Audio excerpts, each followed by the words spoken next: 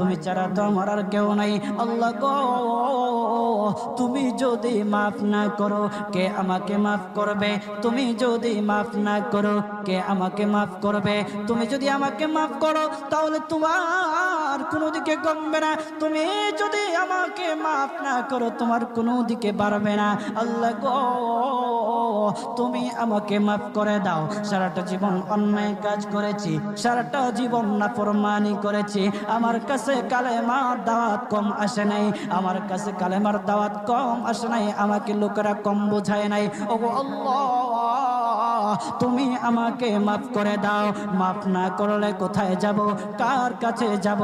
বাবা যখন মারে তখন মার কাছে আশ্রয় নেওয়া যায়, মা যখন প্রহার করে তখন বাবার কাছে আশ্রয় নেওয়া যায়, বাবা মা যখন প্রহার করে তখন দুনিয়ার কারো না কারো কাছে আশ্রয় নেওয়া যায়।